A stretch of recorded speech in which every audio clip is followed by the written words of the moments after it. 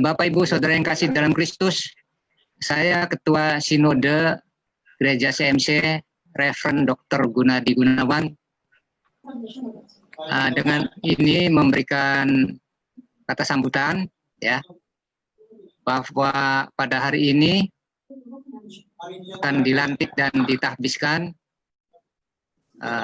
Dr. Haryanto sebagai Gembala Sidang dari Gereja CMC Excelsior Surabaya.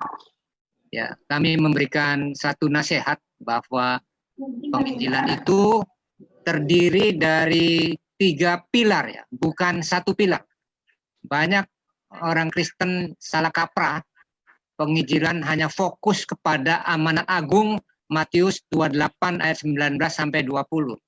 Itu baik, tetapi setelah itu ada urutannya, saudara. Ada 3 elemen yang harus dikerjakan, merupakan satu kesatuan atau komprehensif. Yang pertama adalah penginjilan amanat agung Matius 28 ayat 19 sampai 20. Karena itu pergilah, jadikanlah semua bangsa muridku dan baptislah mereka dalam nama Bapa dan Anak dan Roh Kudus, dan ajarlah mereka melakukan segala sesuatu yang telah kuperintahkan kepadamu.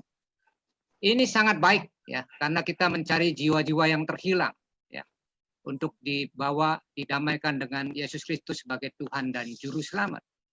Tetapi, saudara, setelah kita memberitakan Injil langsung, terus kita goodbye, ya, tidak dimuridkan, tidak di follow up, ya, yang dikhawatirkan hilang lagi, saudara, kasih mula-mula itu, ya. Jadi dia terpencar belah ke sana ke sini, dibaptis di gereja lain, suruh ke gereja lain aja, ke gereja lain aja. Mending ketemu gerejanya yang alirannya baik. Kalau yang alirannya sesat gimana? Nah, jadi yang pertama amanat agung baik, tetapi jangan cukup puas hanya di Matius 28 ayat 19-20. Ya. Langkah kedua adalah berbuat baik di dalam Amsal 22 ayat 9.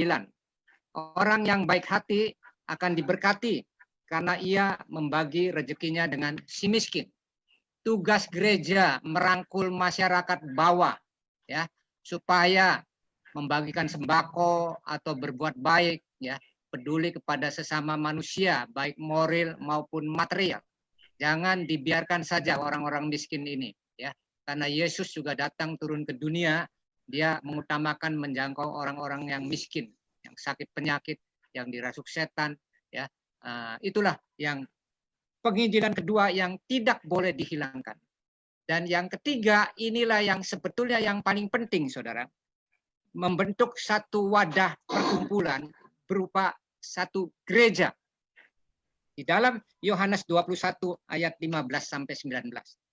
Yesus berkata, maka sedih hati Petrus karena Yesus berkata untuk ketiga kalinya, apakah engkau mengasihi aku? Dan ia berkata kepadanya, Tuhan, engkau tahu, segala sesuatu engkau tahu, bahwa aku mengasihi engkau, kata Yesus kepadanya, gembalakanlah domba-domba.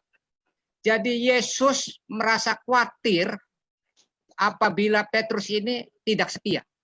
Karena Petrus sudah berkhotbah, 3.000 orang bertobat.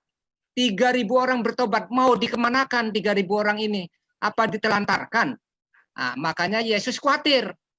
Haruslah engkau menggembalakan domba-dombaku.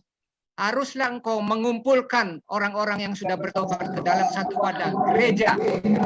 Ya, bahkan Yesus berkata, di atas batu karang ini aku akan membangun jemaatku, yaitu gereja. Allah maut tidak akan menguasai. Inilah yang alkitabiah, saudara.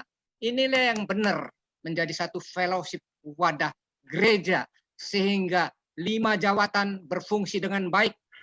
Nabi, rasul, guru, gembala sidang, penginjil, ya, tertib, tidak liar, ya. Nah, itulah saudara mengapa Sinode CMC fokus kepada pembukaan gereja-gereja lokal, 500 cabang di seluruh Indonesia.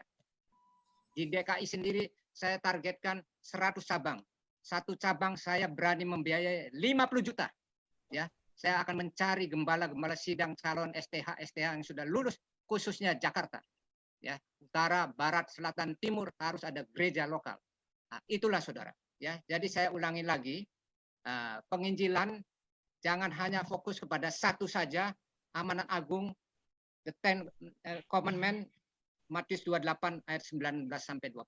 Tetapi harus komprehensif, ya. Amanat agung Matius 28 ayat 19 sampai 20, berbuat baik kepada orang-orang yang miskin, membangun sebuah gereja lokal. Ya, saya kasih contoh.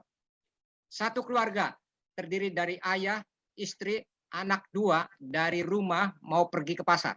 Di tengah perjalanan ada sumur lubangnya besar, terpleset sehingga 4 orang itu masuk ke dalam jurang sumur itu.